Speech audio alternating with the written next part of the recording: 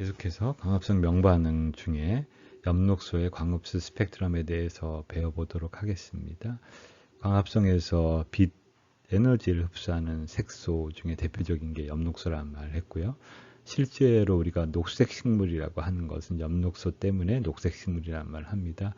엽록소는 엽록체내에 주로 들어가 있는 색소로서 포르피린하고 이 피톨 축세가 이게 연결되어 있는 그런 구조입니다. 그래서 엽록소 A하고 엽록소 B가 이 메틸기냐 알데하이드기를 가지고 있냐에 따라 달라진다 그랬는데요. 기본적으로 가시광선 대역에 속하는 약 400, 조금 넘죠. 여기서는 지금 380에서 750으로 나와 있는데 약 400에서 700 나노미터가 우리 눈에 확실히 보이는 그런 가시광선입니다.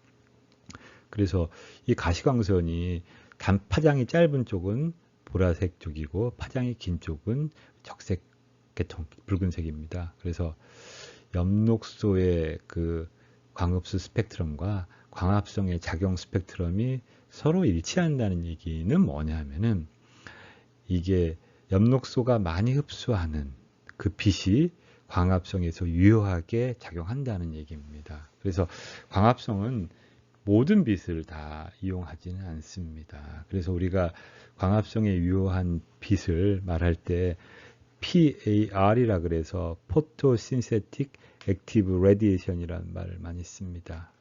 PAR이라고 하는데 이 포토신세틱 액티브 레디에이션 PAR이라는 거는 PAR 파라고 하죠. 이 광합성 유효 레디에이션 방사 또는 파장이란 말도 쓰기도 하는데 방사란 말이 더 맞습니다. 이 PAR이라는 거는 그 단위가 ppfd라는 말을 씁니다.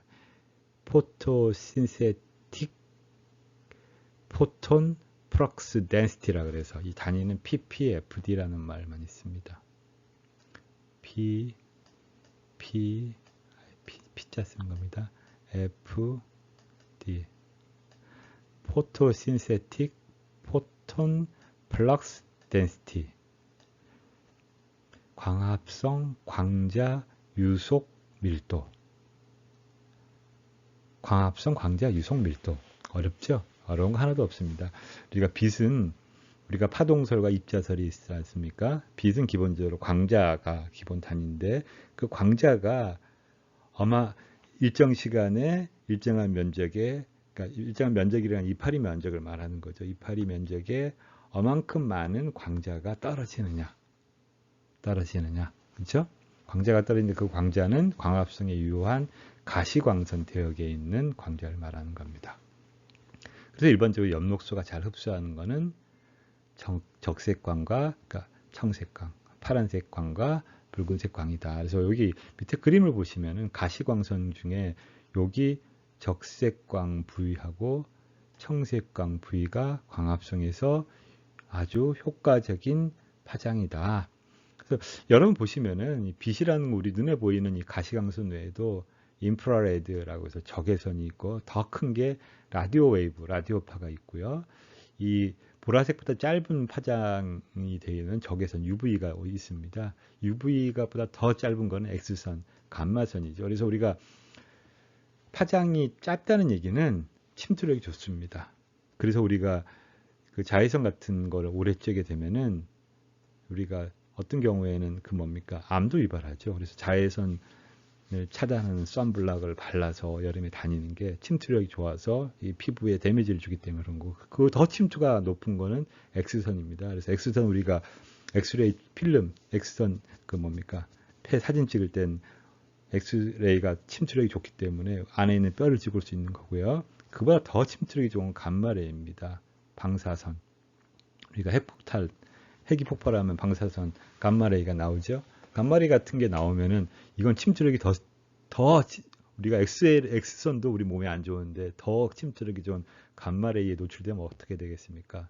DNA가 다 끊어지고 난리가 아니겠죠. 그래서 이 감마레이는 아주 생명체에 치명적이다.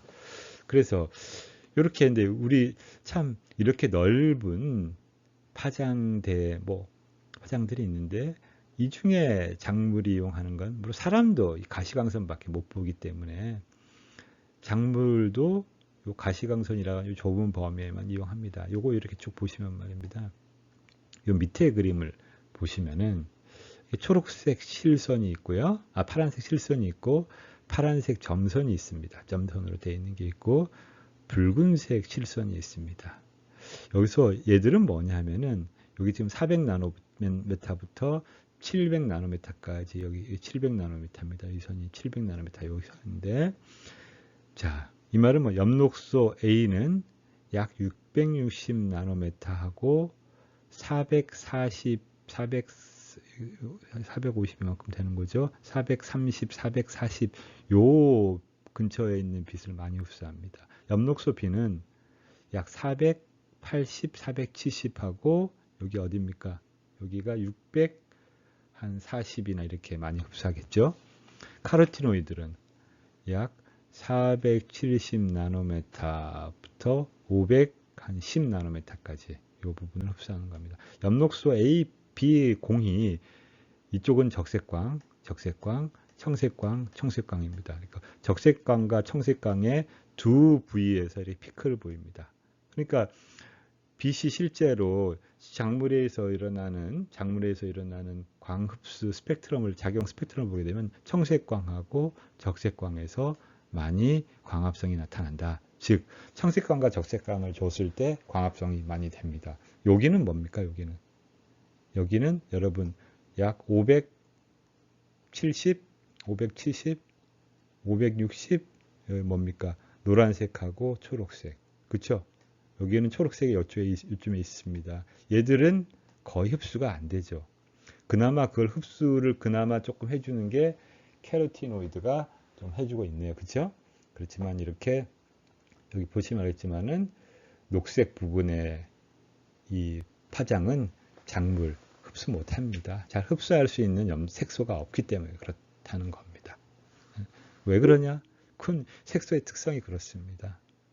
엽록소는 청색광과 적색광을 흡수하는 특성을 가지고 있고 그 카로티노이드는 여기 지금 엽록소가 흡수하지 못하는 부분의 색소를 흡수한다.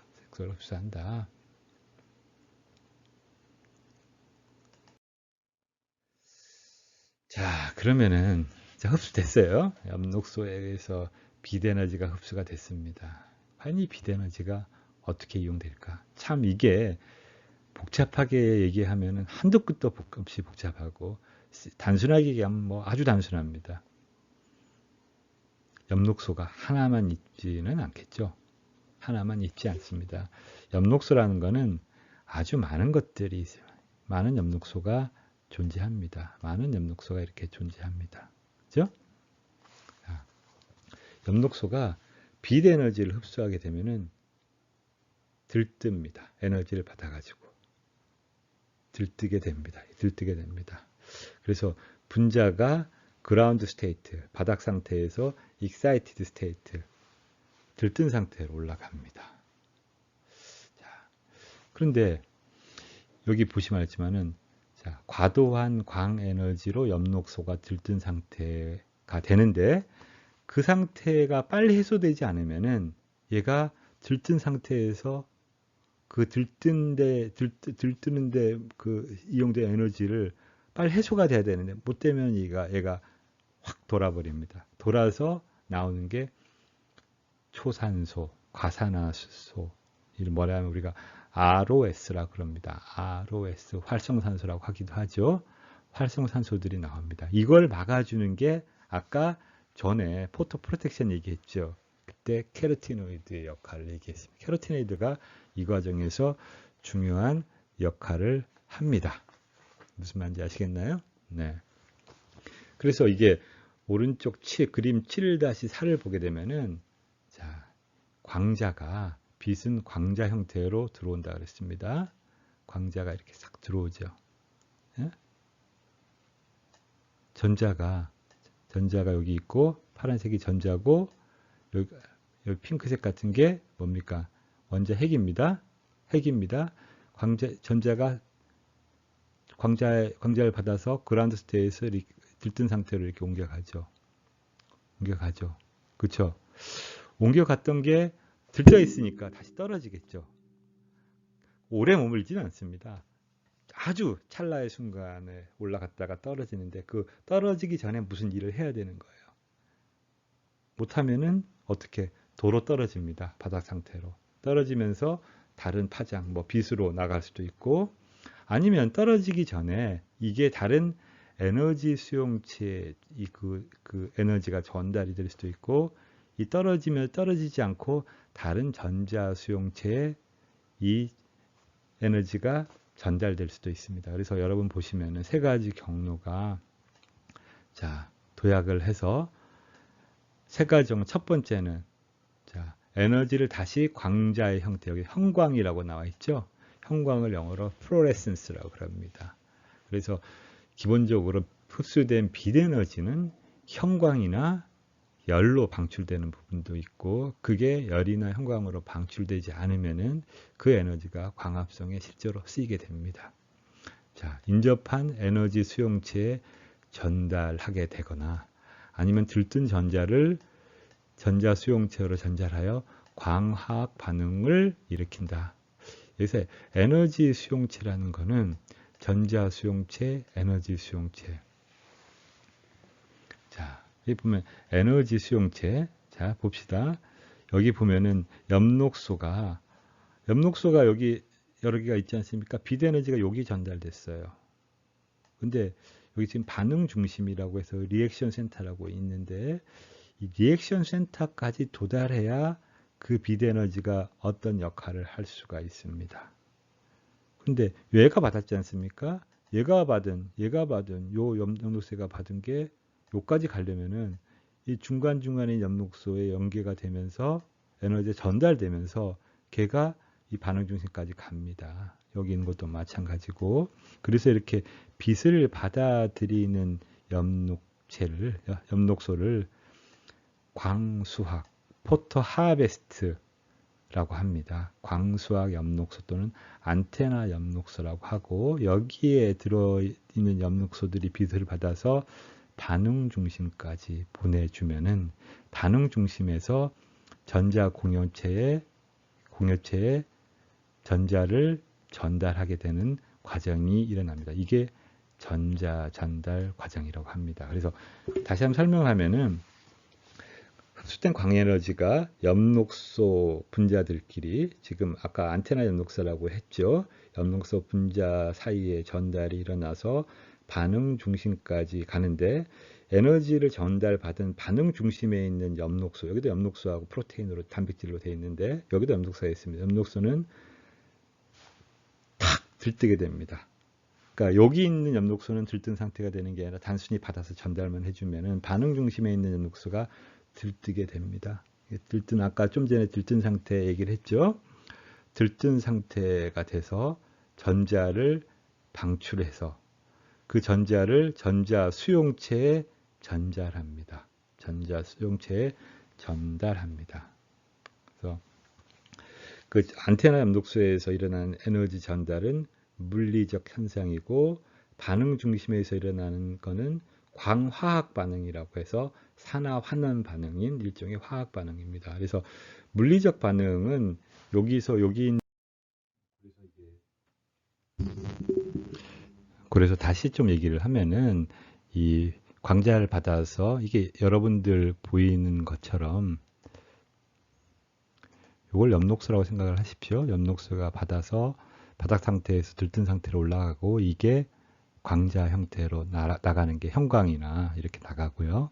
혹은 인접한 엽록소에 전달하기도 하고 이게 반응 중심에 전달해서 반응 중심에서 전자 수용체가 이 에너지를 받아서 뭡니까? 전자를 방출하게 됩니다. 전자를 방출하는 이거는 광화학 반응이라고 할 수 있죠. 광화학 반응이고 이거는 물리적인 반응이고 이 물리적인 반응은 엽록소들끼리 받은 광자 에너지를 옆에 있는 인접한 다른 엽록소에 주기 때문에 물리적 반응은 어떻게 하느냐? 공명에 의해서 갑니다. 여러분 공명 아시죠? 소리 구슬에서 뚱 치면은 바이브레이션이 일어나고 옆에 또 다시 전달하고 그런 과정을 통해서 일어납니다. 그래서 엽록소의 광에너지 전달은 엽록소 분자들이 서로 협력하며 대부분의 색소 분자는 광에너지를 반응 중심에 전달한다. 반응 중심에 전달한다. 그래서 이걸 안테나라고 하기도 합니다. 안테나. 안테나는 건 신호를 잡는 거죠. 신호를 잡는 게 아니라 비대너를 잡는다. 그래서 안테나라고 하기도 합니다.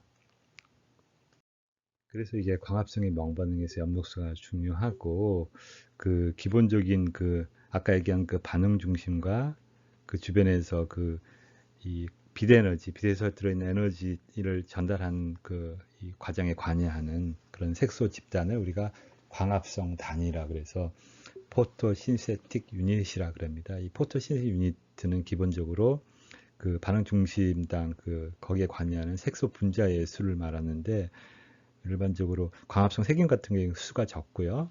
고등식물 같은 경우 그 수가 많습니다. 그래서 뭐 300개 이상 되는 300개 정도 되는 그런 이 색소로 구성되어 있는 광합성 단위가 작물마다 들어가 있습니다. 그래서 이런 광합성 단위에서 이루어지는 광흡수가 자, 광합성에서 지금 흡수된 빛에너지가 그 다음부터 어떻게 되는지를 한번 우리가 알아보도록 하겠습니다. 그래서 반응 중심 엽록소, 아까 리액션 센터에는 엽록소가 있다 그랬습니다. 이게 안테나도 있지만 반응 중심에도 엽록소가 있습니다. 엽록소에서 방출된 전자가 아까 광화학 반응이라 그랬죠.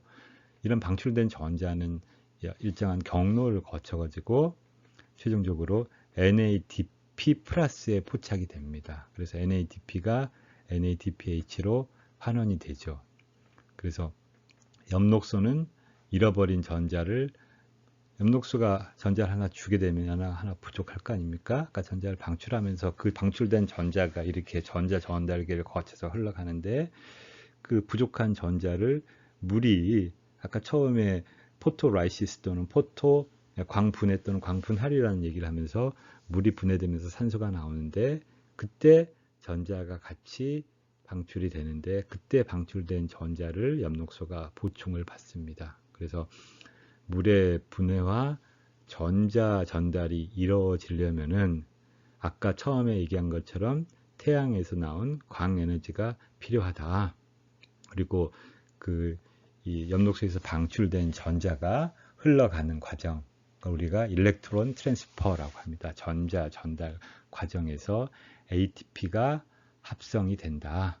ATP가 합성되는데 그 ATP 합성은 ATP 합성 효소에 의해서 만들어지고 ATP의 합성 효소의 구동력이 형성돼서 결론은 광인산화에 의해서 ATP가 만들어지고 최종적으로 전자는 NADP에 전달이 돼서 NADPH로 환원이 일어난다. 이게 광합성의 명반응의 아웃라인입니다. 그래서 먼저 이 물의 광분해 또는 광분할 포토라이시스를 보게 되면은 여기 보시는 바와 같이 물이 이게 탄산가스랑 합쳐서 이게 광합성입니다. 그렇죠? 물이 산소 만들죠? 근데 물이 산소와 수소와 전자로 쪼개집니다. 이 전자가 아까 부족한 전자를 채우는데 이용됩니다.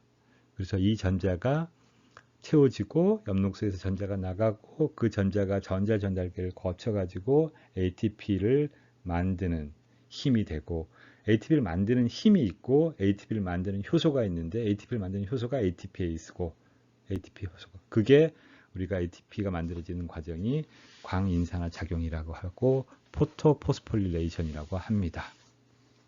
그런데 이 광합성의 이러한 그 명반응을 일으키는 그 단위가 두 개가 있다라는 게 지금 알려져 있습니다. 두 개가 있습니다. 알려져 있는 게 아니라 그래서 이게 여기 보면은 에머슨이라는 분이 171페이지에 나오는데요. 1957년에 에머슨이라는 사람이 이게 두 가지 빛을 조사를 해봤습니다. 장파장 720나노메타, 단파장 두 개를 동시에 조사하면은 이걸 720나노메타나 640나노메타를 조사했을 때보다 두 개를 합쳤더니 더 증가하더라. 이게 뭔 말이냐면 640 나노메타, 720 나노메타 비율이 이만큼, 640이 이만큼이면은 두 개를 같이 하면은 이만큼이 산술적인 한 만큼만 나와야 되는데 이만큼이 더 증가하더라. 이 말은 뭐냐? 두 개의 관계가 있는데 두 개의 관계가 동시에 서로 상호 호혜적으로 서로 보충적으로 작용해가지고 한 개의 관계만 작동했을 때에 비해서 서로 그 상승적인 효과가 있더라. 그래서 두 개의 관계가 존재하더라. 그래서 700 나노메타 정도에 있는 거를 우리가 원적색 파레드라 그러죠. 그리고 680 나노메타를 레드 적색광을 흡수하는 관계가 있더라. 그래서 원적색광을 흡수하는 관계를 우리가 포토 시스템 1이라고 해서 PS1이라고 그러고 680 나노메타 적색광을 흡수하는 거 우리가 포토 시스템 2 관계 2라고 하는 포토 시스템 2가 존재합니다. 그 전에 제가 이 말씀을 안 드렸는데 여기 지금 책에는 OEC라는 말이 나옵니다. 옥시전 이볼빙 컴플렉스에서 OEC라는 말이 있습니다. OEC가 뭐냐면 산소 방출 복합체에서 물이 광분할되면서 여기서 산소가 나오는 그 부위를 우리가 산소 발생 복합체라고 합니다. 그래서 거기에 나온 전자가 엽록소에 반응중심 엽록소에 전달이 되고 이 반응중심 전달된 전자가 계속 비대에너지를 받아서 들뜨게 되고 들뜬 상태에서 전자가 전달되는 그 과정이 후속 연이어서 일어나게 됩니다. 여기에는 OEC라고 하는 옥시전 이볼빙 컴플렉스가 제대로 작동하기 위해서는 망간이 필요합니다. 망간. 그래서 광합성에서 망간이 중요한 역할을 한다.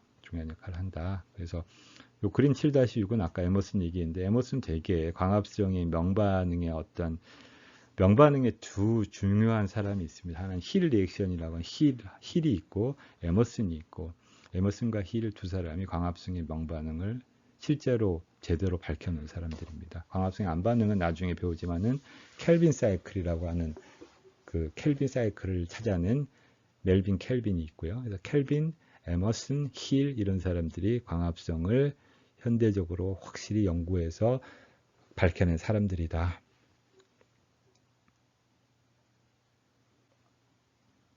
그래서 171페이지에 보시면은 이 에머슨의 광합성 촉진 효과가 두 개의 관계가 서로 촉진하는 효과가 있어서 별도로 독립적으로 존재한다는 얘기가 나와 있고요. 힐 얘기가 나와 있습니다. 힐도 아까 얘기한 힐 리액션 얘기했죠. 힐과 에머슨이 광합성의 명반응에서는 중요한 그 학문적인 진보 발견을 한 사람들이다. 그래서 여러분들 172페이지를 한번 보시겠습니다. 자, 지금부터 제가 이게 앞에서 전자전달을 일렉트론 트랜스퍼 전자전달을 얘기했는데 이게 말로 뒤에 나올 걸 미리 설명하다 보니까 죄송합니다. 여러분이 좀 이해가 안 가는 부분이 있었을 텐데 다시 한번 설명하면은 광합성은 비대에너지가 엽록소에 들어가서 안테나 색소 거기에 있는 이 비대에너지가 흡수된 비대에너지가 이게 물리적인 반응에 의해서 인접한 엽록소에 전달하고 결국은 반응 중심에 있는 엽록소까지 전달이 됩니다. 그 반응 중심에 있는 엽록소에 전달되면은 거기에 전달된 에너지가 광학 반응에 의해서 이게 전자 전달계를 들뜨게 되고 그 들뜬 에너지가 전자 전달을 거치면서 ATP를 만들게 됩니다. 그러면 이게 과연 어디서 일어나느냐? 앞서 말씀드린 것처럼 틸라코이드 막에서 일어납니다. 그래서 틸라코이드 막에 있는 전자 수용체 분자들이 존재하고요. 이 전자 수용체 분자들이 지금 여기 쭉 나열되어 있습니다. 그래서 전자가 전달되는 산화, 전자를 받으면 우리가 뭡니까? 환원이죠. 전자를 잃으면 산화입니다. 전자를 잃는 거는 산화고 얻는 거는 환원이고 하나가 잃으면 하나 환원되게 됩니다. 얻게 되면은 산화 환원의 일련의 과정에 의해서 전자가 전달된다고 보시면 되고요.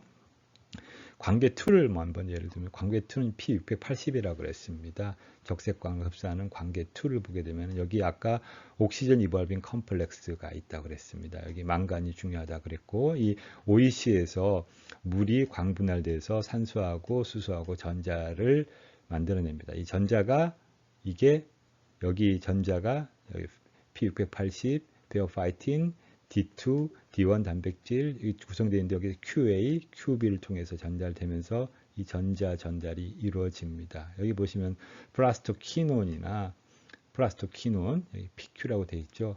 이런 플라스토키논, 여기 플라스토시아닌 이런 것들이 다 전자 수용체 분자로 여러분이 이해하시면 될 것 같고요. 관계 2는 엽록소하고 여기 뭐 D1, D2, 뭐 LHC 다 이게 단백질들입니다. 단백질과 엽록소로 구성되어 있는 반응 중심이 주가 되고 있는 여기 관계 2에서 있는 엽록소가 전자를 받아서 들뜨게 되면 그 들뜬 전자가 일련의 전자 수용체의 산화 환원 과정을 통해서 전달되면서 흘러가게 됩니다. 흘러가게 되면은 관계 2에서 플라스토키논 등을 거치면서 어디로 가느냐? 시토크롬 복합체로 전달이 됩니다. 시토크롬 복합체는 철하고 황이 있습니다. 시토크롬이라는 건 단백질이고요. 시토크롬 B6F 복합체하고 여기 보면 철하고 황이 들어있죠. 이 시토크롬 복합체를 거치면서 나온 전자가 플라스토시아닌으로 가고 여기 관계 1까지 가게 됩니다. 관계 2에서 관계 1으로 가고 다시 한번 비드너지를 받아가지고 얘들이 여기서 페레독신,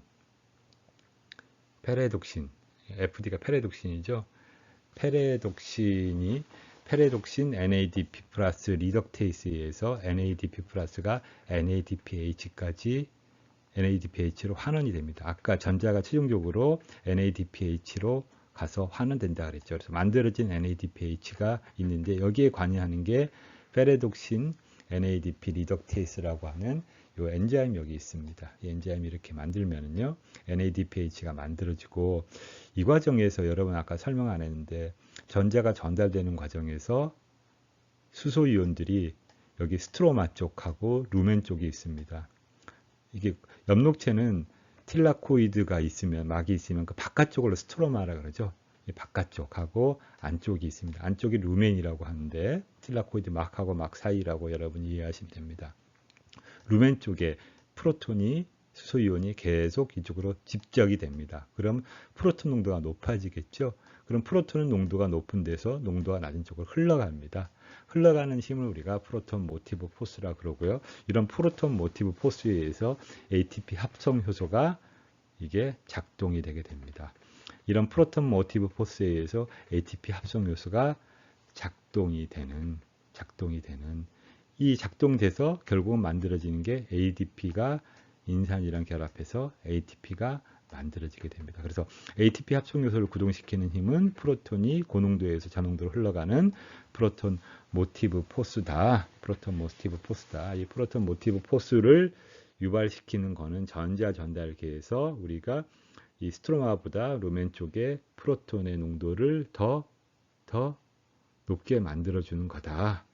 그래서 여러분 그림 7-7이 제가 말씀드린 내용을 설명하는 그림입니다. 그럼 밑에 있는 그 내용을 보시면은 티라코이드 막에는 관계 2하고 시토크롬 B6F 컴플렉스가 있습니다.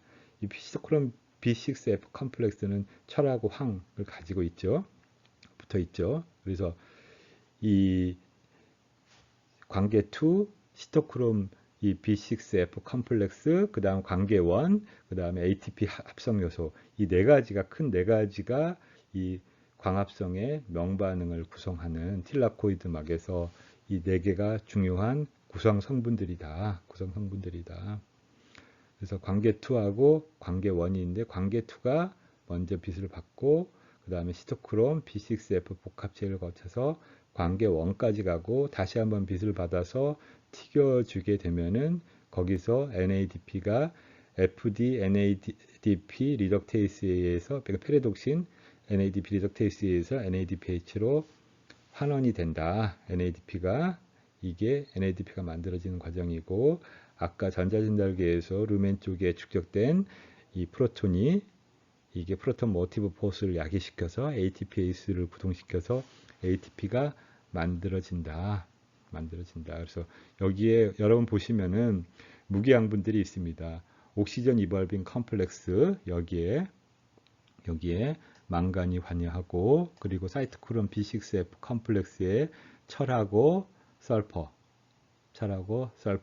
들어 있습니다. 그래서 망간하고 철하고 설퍼가 부족하게 되면 광합성의 명반응이 잘 일어나지 않겠죠. 그렇죠? 예.